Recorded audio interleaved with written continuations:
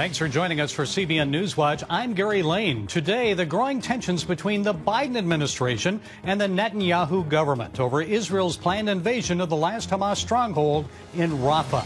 As some in Israel wonder if the White House is trying to overthrow the Israeli government. Former Special Counsel Robert Hur on the hot seat in front of Congress, taking heat from both parties after his report on President Biden's handling of classified documents over the years, where he called the president an elderly man with a poor memory. The battle over biological men taking part in women's sports. The Attorney General of Virginia taking a stand at a national collegiate championship game, a track meet. And our Studio 5 look at a new family-friendly film, Arthur the King, based on a true story of an adventure racer and the dog he becomes friends with. Those stories and more today on NewsWatch. This is CBN NewsWatch. We begin with the growing tensions between the Biden administration and the Netanyahu government in Israel over the war in Gaza and Israel's planned invasion of Hamas's last stronghold in Rafah. As Chris Mitchell reports, the growing rift between the White House and the Israeli government is coming to a crossroads. The tensions center on Israel's intention to advance into Rafah in Gaza to destroy Hamas and free Israeli hostages. The Biden administration pressuring Israel to put off the operation over concerns for Gazan refugees. We will finish the job in Rafah while enabling the civilian population to get out of harm's way. You cannot say you support Israel's right to exist and to defend itself, and then oppose Israel when it exercises that right. Jerusalem's deputy mayor told CBN News the battle over Rafah is crucial. We know there's 4 battalions left of terrorists in Rafah. We know that all our hostages are in Rafah. So how on earth are we supposed to finish this war and win this war if we don't go to Rafah? In the U.S., a group of Democrat senators led by independent Bernie Sanders of Vermont are calling on Biden to cut off military aid to Israel, claiming it's blocking U.S. humanitarian aid to Gaza. Delaware Senator Chris Coons, who did not sign the letter, told CBN News the U.S. has to balance Israel's security with protecting innocent Gazans. I support Israel's right of self-defense, its obligation to defend itself against Hamas and to go into Rafah and to clean out the remaining Hamas military elements. But they cannot do that without first allowing innocent civilians a chance to pass through checkpoints and to relocate to the center or north of Gaza. Behind the scenes, many see signs the Biden administration is trying to overthrow the Netanyahu government. Over the weekend, the New York Magazine quoted an Israeli expert who said, "I have been asked by a serious administration figure what it is that will force the Netanyahu coalition to collapse. They were interested in the mechanics. What can we demand which will collapse his coalition?" Tuesday, the New York Times and the Wall Street Journal reported all U.S. intelligence agencies believe the Netanyahu government has lost the support of the Israeli people and is likely to be overthrown soon. Israeli media published a statement by a very senior government official. "We expect our friends to act to overthrow the terror regime of Hamas and not the elected government of Israel." What they're saying is we want to overthrow our closest allied government in the Middle East and do it in the middle of an existential war for its own survival, which is an amazing thing. A recent Times of Israel poll shows that 75% of Israelis back an Israeli operation into Rafah, one of the main war goals of the Netanyahu government.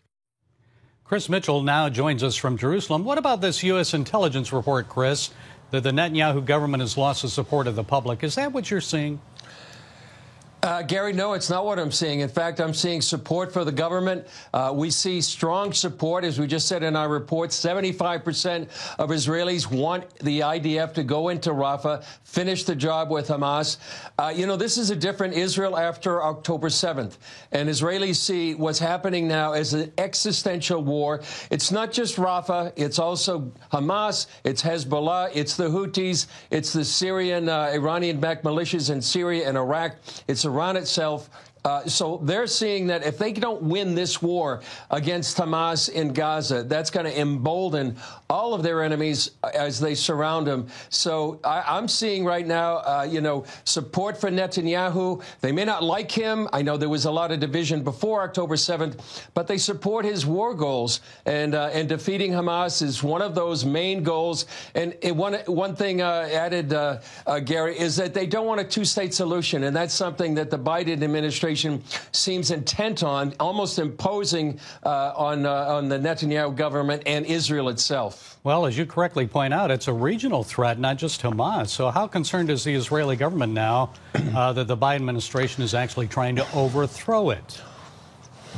Well, they're very concerned, and you can see what's happening in the media right now. You know, that New York quote we had, from a very senior Israeli official saying that a very senior administration official saying, well, how can we overthrow the government? And as Caroline Glick said, in the middle of an existential war. So they're very concerned.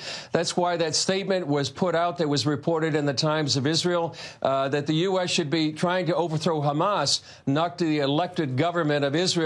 And so this dispute and this attempt, it seems, from the Biden administration all through this New York Times, Wall Street Journal, the New York, it's becoming much more open. And I think both the Netanyahu government is pushing back, as well as the Biden administration seems to be making this attempt to see how they can overthrow the Netanyahu government even more overt. Well, that's very interesting. That statement was pretty solid, wasn't it, coming out of the government of Israel, saying, hey, look, we're a separate country here. We're not part of the United States. And I know Netanyahu is saying Israel will not bow to any pressure. It will go into Rafah, regardless of President Biden's red line. Is there any idea of a timeline, Chris? Not that I know of right now. In fact, we had an Israeli government spokesman here in our studio yesterday. We asked him the same question. He said he wasn't going to give any operational plans away. But they have been poised, I think, for several weeks to go into Rafah. I think they have both a military plan to go and get the 4 remaining battalions by Hamas, and have a plan to get many of those Gazans out of Rafah.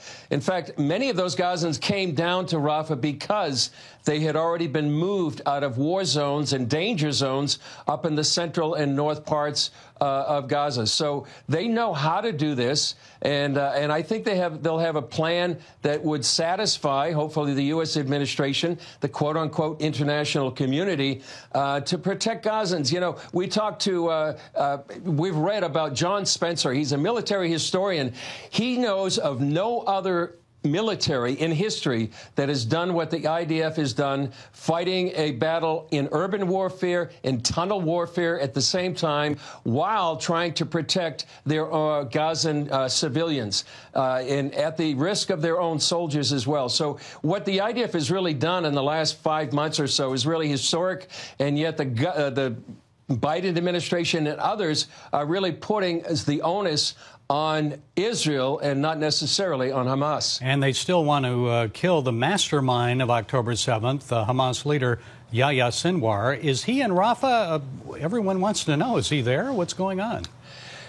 That's what a lot of people think, that he's in Rafah. The number 2, Mohammed Deif, may be in Rafah as well. They believe many of the hostages are in Rafah. So there's many reasons to go into Gaza for the Rafah for the hostages, for the Hamas leaders, and to eliminate Hamas as a major threat with those 4 remaining battalions there in that city. And Chris, quickly, what do you have on the latest edition of Jerusalem Dateline, which debuted yesterday?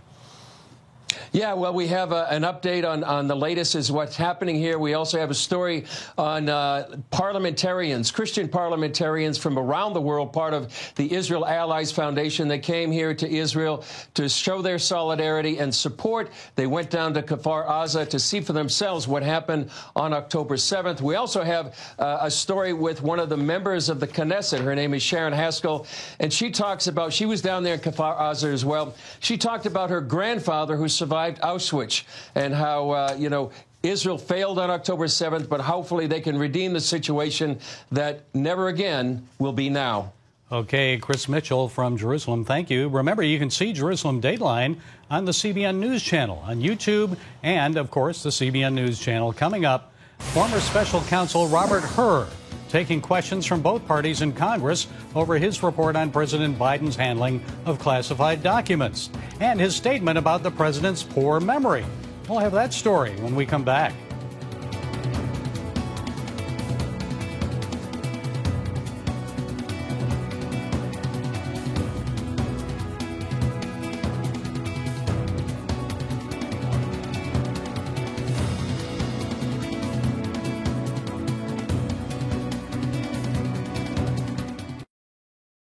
Get your daily quick start from CBN News. A quick read on the important news of the day delivered right to your inbox. Stay current on breaking news, politics, and entertainment. Go to quickstart.news and subscribe today. Former Special Counsel Robert Hur was in the hot seat in front of Congress Tuesday and taking heat from lawmakers on both sides of the aisle. Hur's investigation looked into President Biden's handling of classified documents. In his bombshell report, he ultimately decided not to recommend charges. Hur describing Biden as an elderly man with a poor memory and explaining to representatives how that played a role in his decision not to prosecute the president. CBN White House correspondent Abigail Robertson brings us the story from Washington. Robert Hur testified that his assessment of President Biden's memory was necessary, accurate, and fair. He also made the case that including his assessment was crucial context on why he did not recommend charges against Biden for mishandling classified documents. What I wrote is what I believe the evidence shows and what I expect jurors would perceive and believe. I did not sanitize my explanation, nor did I disparage the president unfairly. During his investigation, Hur sat with Biden for 5 hours, which led him to conclude the president was an elderly man with a poor memory because he forgot key details from his life, like what year his son Beau died and when he served as vice president. My task was to determine whether the president retained or disclosed national defense information willfully. I could not make that determination without assessing the president's state of mind. For that reason, I had to consider the president's memory and overall mental state. House Democrats maintain the report was politically motivated and claim slip-ups have long been par for the course. I believe, as is his habit, that President Biden probably committed a verbal slip or two during the interview. Mr. Hur completely exonerated President Biden. Democrats also brought in Donald Trump's handling of classified documents in contrast to Biden's and played multiple montages calling into question the former president's mental fitness. We did with Obama. We won an election that everyone said couldn't be won. I'm not cognitively. And you know what? When I am, you're going to know it. You're going to be the first people. That is a man who is incapable of avoiding criminal liability, a man who is wholly unfit for office. Republicans argued the report boils down to a few key facts. Joe Biden kept classified information. Joe Biden failed to properly secure classified information. And Joe Biden shared classified information with people he wasn't supposed to. They also questioned Hur's conclusion to not recommend criminal charges. Joe Biden broke the law. But because he's a forgetful old man who would appear sympathetic to a jury, Mr. Hur chose not to bring charges. And showed a video of Biden refuting the report's findings hours after its release. I did not share classified information. I did not share it. With your ghostwriter? With my ghostwriter, I did not. Guarantee you did not. Just before the hearing began, the full transcript of Biden's interviews with Hur were released, showing Biden did indeed have multiple memory lapses and trouble recalling key dates during his conversation with the special counsel. Reporting from the White House, Abigail Robertson, CBN News. Still ahead, the battle over biological males taking part in women's sports as a Virginia Attorney General takes a stand at a National Collegiate Track and Field Championship meet. We'll bring you that story right after this.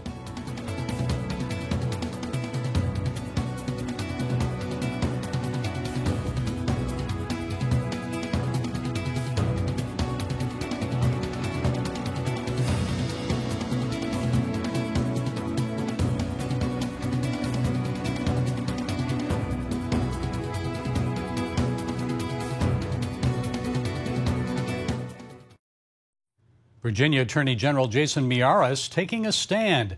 recently opposing a biological male competing in a women's event at a national track and field championship in Virginia Beach. The AG stood outside calling on the NCAA to protect women's sports. It's part of the controversy over transgender athletes competing with females. CBN's Wendy Griffith brings us that story.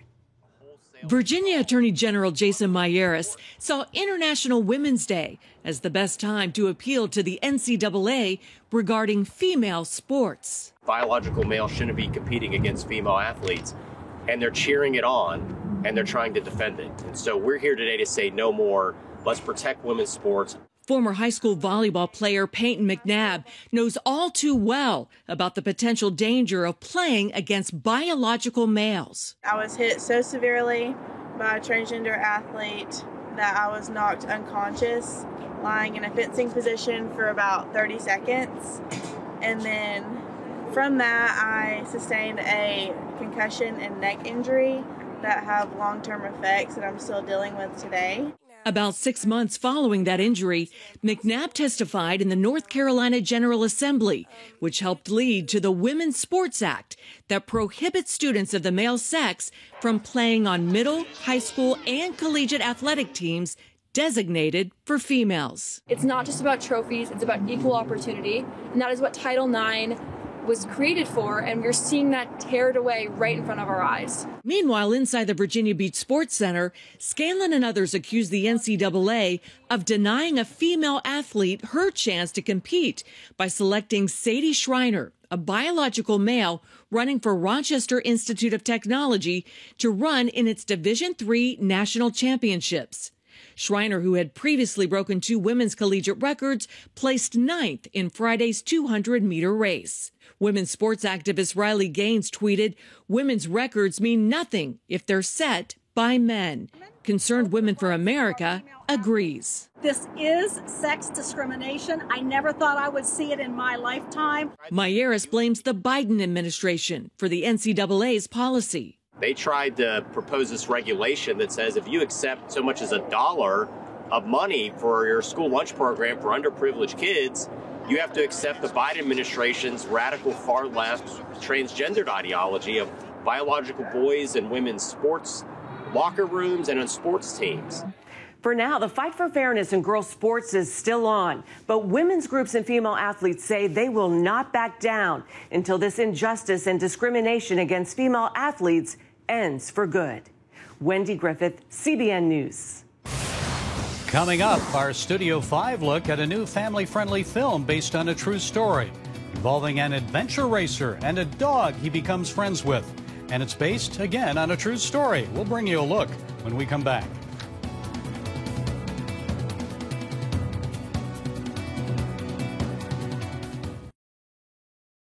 Download the CBN News app, 24/7 news from a Christian perspective at home or on the road. One place for all of your news. Breaking news alerts. Set daily prayer goals and pray for news stories. Read the most important news and watch CBN News Channel live. CBN News, because truth matters. Go to cbnnewsapp.com to get the app today. The film Arthur the King is described as an unexpected encounter, an unlikely bond, an unforgettable adventure. And it's based on the true story of an adventure racer who finds a dog while on a comeback race of endurance. Actor Mark Wahlberg is in the starring role and also serves as producer in the film. Anything can happen out there. Sometimes we feel lost. We push and we suffer. We keep going. That makes all the difference. Where did you first come to this story? ESPN doc. I knew nothing about adventure racing and obviously knew nothing about Michael and Arthur's journey together. And I just thought, wow, you make for a great film. Hey, what happened to you, boy? You don't look so good. Meatball? Oh, somebody likes my meatballs? Hey, Paw Patrol, we got a race to win. Tell me, what type of work went into preparing for this role physically? While we were on bikes and zip lines and running and climbing. He must have wings we don't know about. Oh boy! I wanted to look like an adventure racer, so I started training, cycling, rowing, kayaking, hiking, climbing, things of that nature, and nothing could really prepare me for what these guys do. It's not so much the physical preparation, really is the toughness. The people who are never going to quit, never give up, and just get stronger as things get more difficult and challenging.